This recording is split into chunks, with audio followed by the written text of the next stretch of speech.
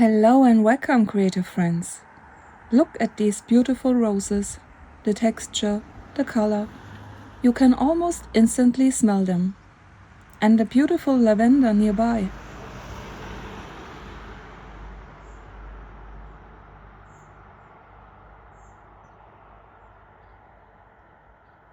Look at the apple tree.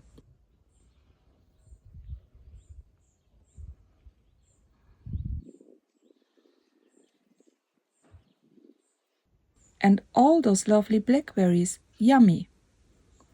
Nature surrounds us with beautiful patterns everywhere. Think about the texture of tree bark, brickwork,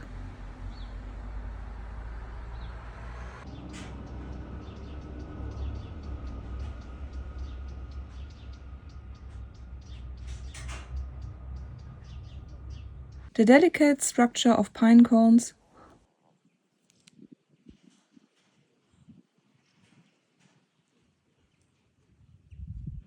or the intricate veins of leaves. But what if I told you that you don't need a huge collection of beautiful scrapbook papers to create gorgeous patterns in your junk journals?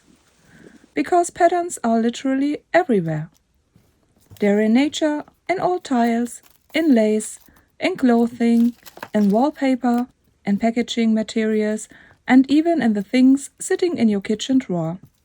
So today we are going back to basics with Pattern 101. I'm going to show you where to find patterns, how I create my own, and most importantly, how you can actually use them in your junk journals. And if you're here because of Out with a Bang collaboration, welcome. My name is Fatima, but my friends call me Rose because I love roses. This is my contribution to the collaboration. But if you're watching this month or years from now, I hope this becomes a little pattern reference video that you can come back to whenever you need a bit of inspiration. So let's make some patterns. Printables, your instant pattern library. Let's start with the easiest one, printables. I love printables because they give you an instant starting point. You can use them as full-page backgrounds, like in my journal, tear them up for collage, like I do here with the packaging paper, cut individual elements from them, or combine several different patterns to make your own masterboards. And once you've made a masterboard, which I'll show you later in the video, the possibilities really open up. Cut it into tags, make journaling cards, create pockets, or use little scraps as collage clusters.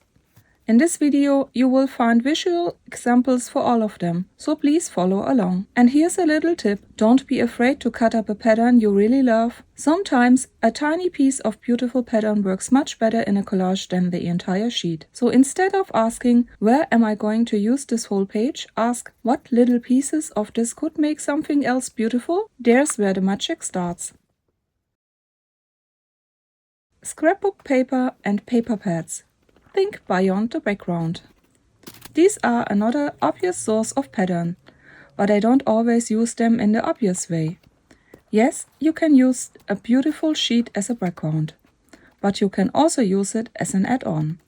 Tear a little strip and tuck it underneath a photograph. Cut a corner and create a pocket, or use it as a base for a collage cluster. Layer several different patterns together, use a small piece as a belly band, or combine it with your own painted papers. And here's one of my favorite things to do. Mix a very controlled pattern with a very imperfect one. A beautiful printed floral next to a scribbled handmade pattern can look much more interesting than two perfectly coordinated papers. So don't worry too much about everything matching. Think about ribbon instead of matching. You want the eye to travel around the page.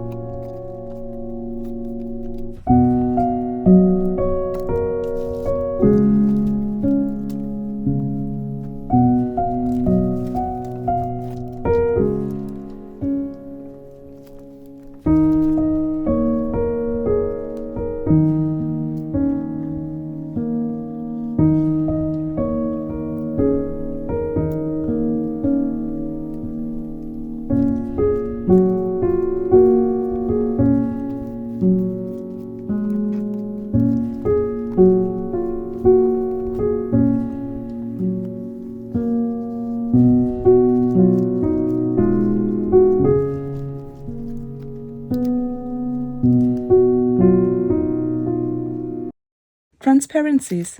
Pattern you can see through. These are wonderful because you can create a pattern without completely covering what's underneath, and you can use material that otherwise would end up in a landfill. You can use printed transparencies, or you can make your own. One of my favorite ways is to take a transparency and draw your own pattern with alcohol markers on it. And because you're working on a transparent surface, you can then layer it over your journal page or use parts of it to create new patterns.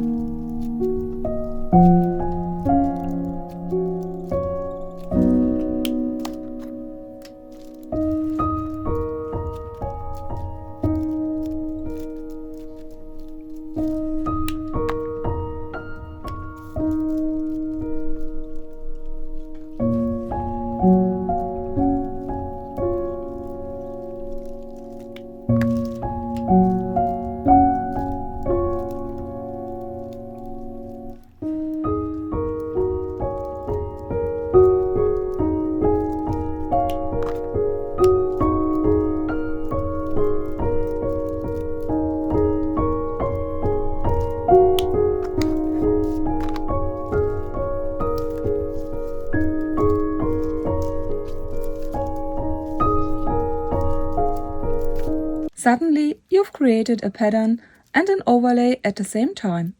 You can use it over text, photographs, ephemera, or another pattern. And this is where layering becomes really fun. You've got your original page, then your pattern, and suddenly you've created something new with depth without adding a huge amount of bulk. Just remember to test your markers first. Different plastics behave differently, and you don't want your beautiful pattern rubbing off everywhere.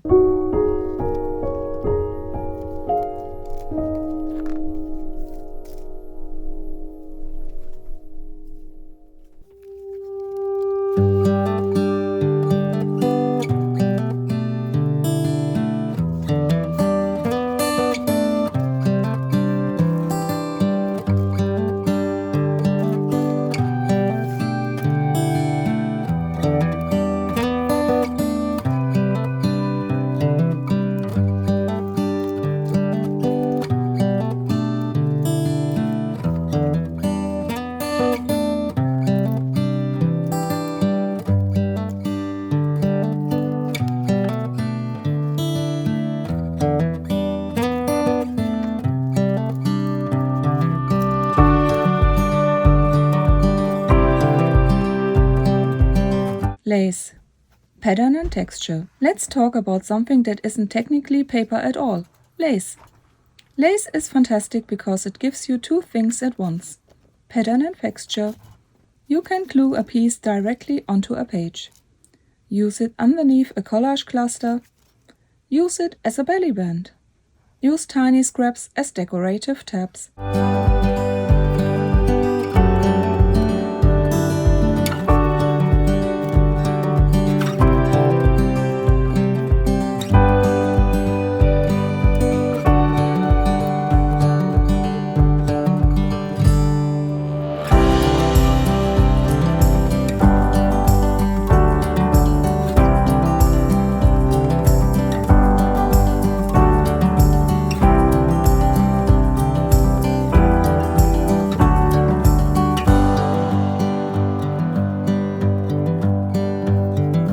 But you can also use printed lace as a pattern, cut it out and create pockets. Or you can create lace-like patterns with a punch.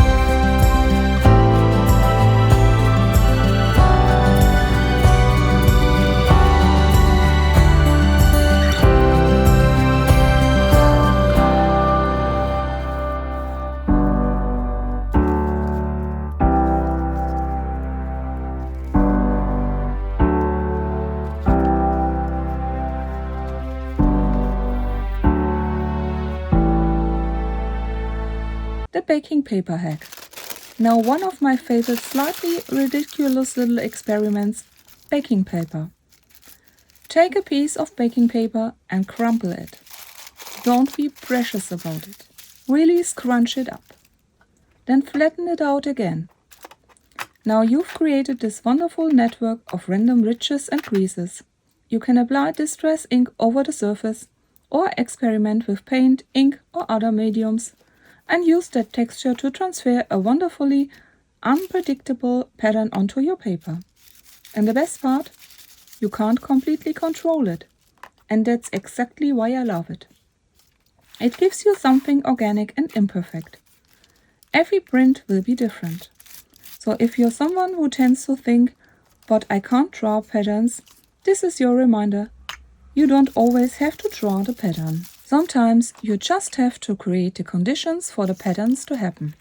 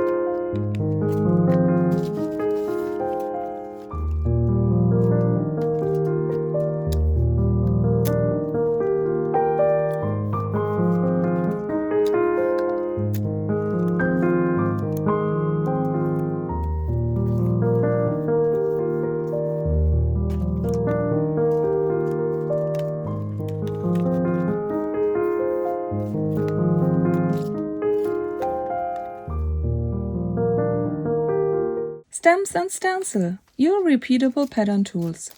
Of course, we can't talk about patterns without talking about stamps and stencils. We all have stamps, don't we? I especially love hand-carved stamps, because they have that little bit of individuality. They don't always stamp perfectly, and that's the beauty of them. Those little imperfections become part of the pattern. You can repeat patterns very easily this way, but I don't reach for my stamps very often.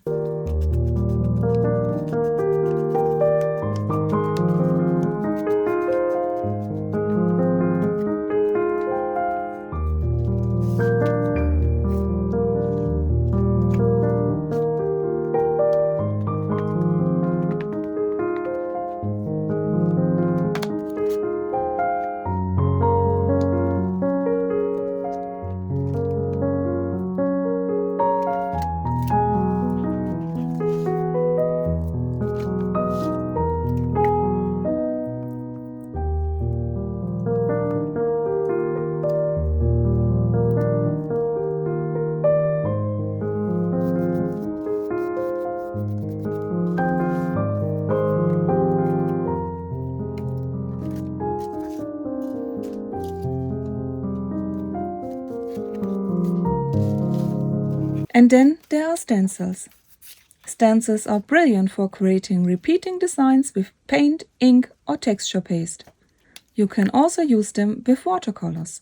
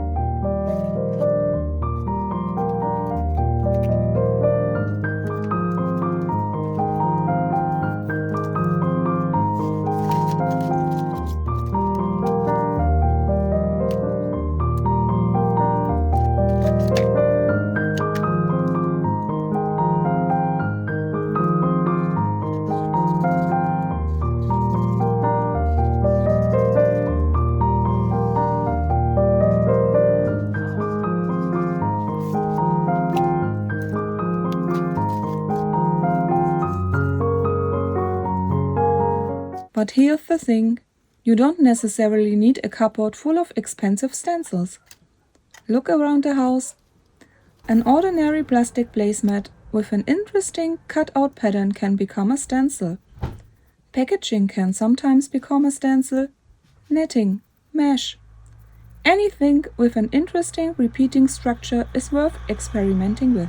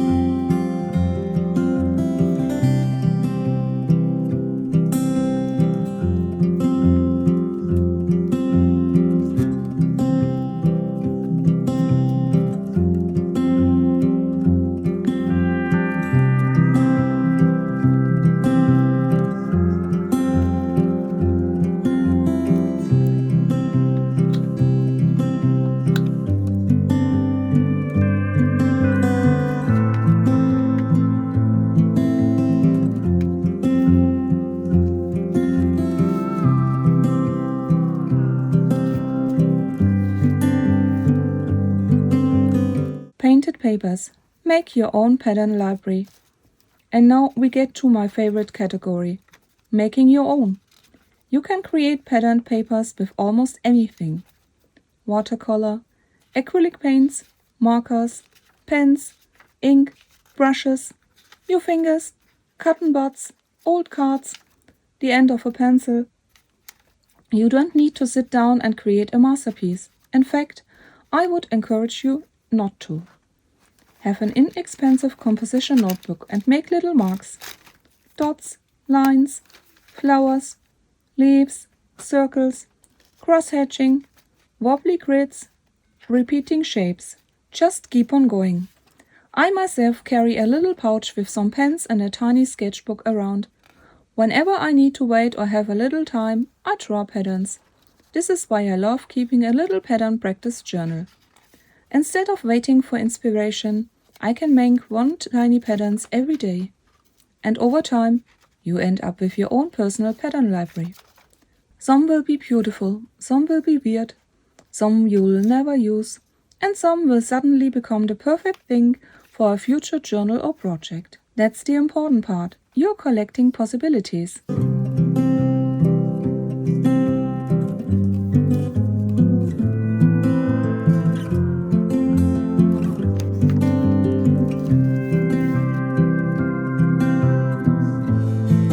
Masterboards. Whenever I create, I have an extra sheet of paper beside my desk. I instantly glue all those tiny paper bits down, without thinking about placement, color or texture. I love this kind of masterboard. Whenever I feel like it, I come back and add something, paper, color or whatever I have nearby. I like to cut them into pieces and use them as tags, pockets or journaling cards.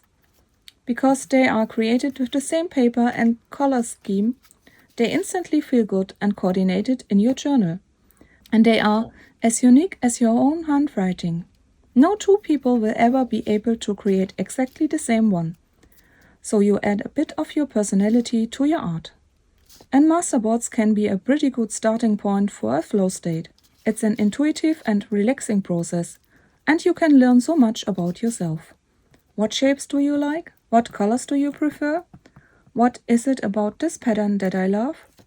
Can I add to it? How can I use it in my journal? So here comes the main question. What do we actually do with all these patterns? This is the important bit. Because collecting beautiful patterns is lovely, but eventually we need to put them in our journals. And there are so many ways. As overlaps, like we did with the transparencies. As journaling cards, as covers for little notebooks, as envelopes, as pockets, as tags, as collage clusters. This is where masterboards really shine.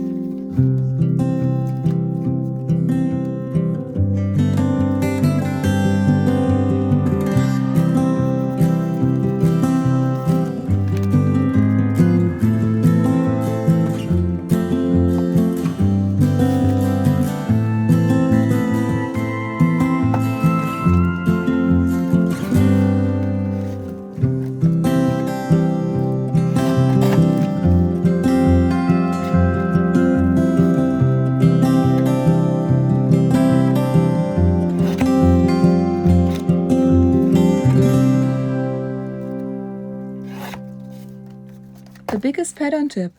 And if there's one thing I want you to take away from this video, it's this. Don't think of pattern as decoration. Think of it as a building block. A pattern can create a background. It can create texture. It can create rhythm. It can connect two completely different elements. It can add a little bit of color.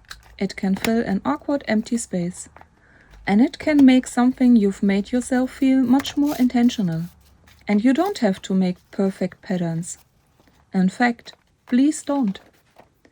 The little wobble, the uneven stamp, the brush mark that wasn't quite what you expected, the accidental overlap.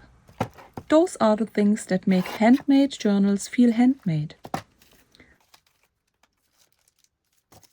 So, as we are talking about patterns, did you know that our brains crave art because they are masters of pattern recognition and meaning making? When we create, we are organizing chaos into form. This process satisfies a deep-seated human need for order and expression. Your brain is designed to interpret the world through visuals and symbols. When you give it the opportunity to generate its own symbols, you are speaking its native language. This is why a simple doodle can sometimes feel more accurate to our emotional state and why it can sometimes be so difficult to find the words to describe this process. When you engage in art, you are speaking through movement.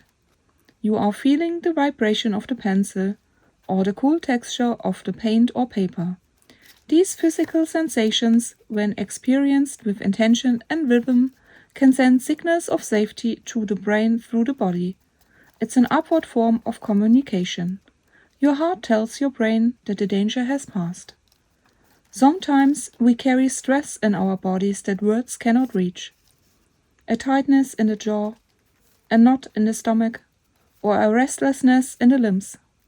Through the expressive movement of art, such as bold brush strokes, the rhythmic tearing of paper, or painting repetitive patterns, we can physically move that energy out of our systems. It's a non-verbal way of saying to our nervous system, I am processing this, I am letting this go. This can often lead to a flow state, where one idea naturally follows another. So let you watch me create for a while, as I put some music on. Please don't forget to like and subscribe to my channel if you haven't already. I share more insights and tips as the video continues, so stay tuned. You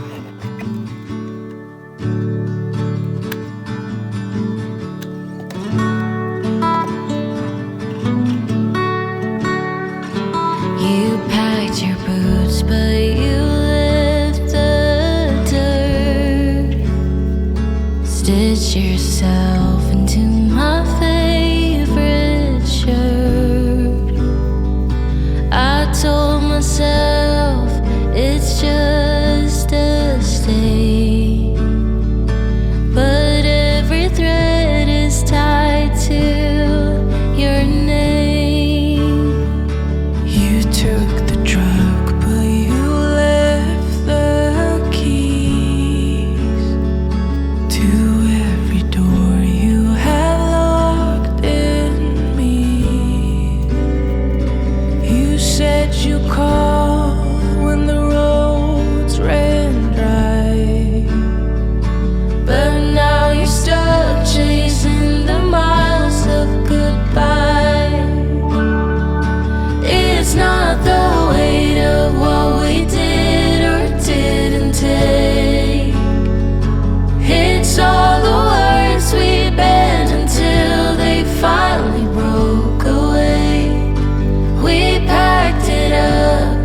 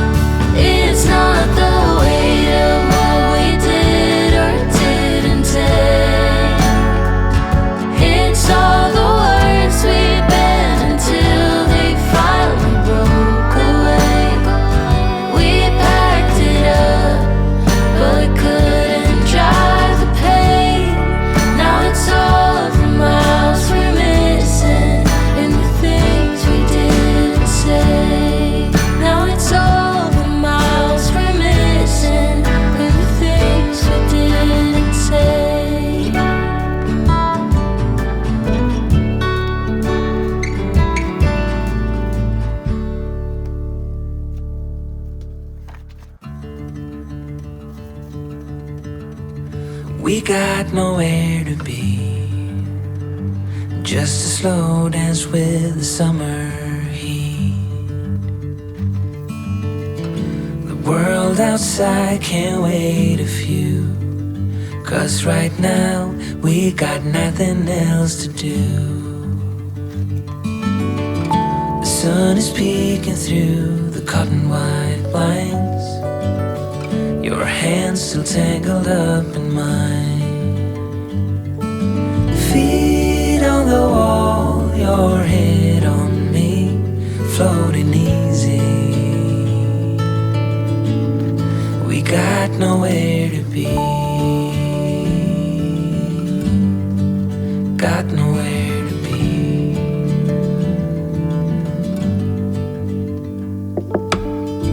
Your hair's a mess, but you don't mind. You just laugh, let it fall where it lies. Coffee's cold, but we take a sip, talk about nothing, let the morning slip. Oh, it feels like that, like summer air through window cracks. Oh, it feels like that, like the summer sun on quiet tracks. Oh, it feels like that, like the summer rain that falls so slowly on the naked skin upon your back. Oh, it feels like that, like a love song on a worn out track.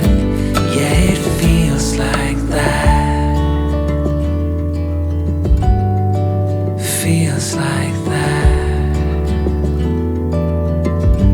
Yeah, it feels like that. Na na na na na na, feels like that.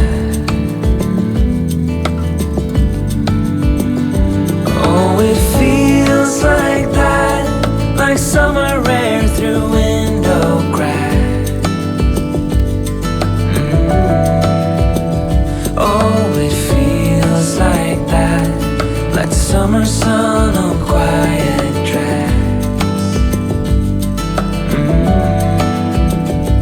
Oh, it feels like that, like the summer rain that falls so slowly on the naked skin upon your back. Oh, it feels like that, like a love song on a worn out track. Yeah, it feels like that, feels like that.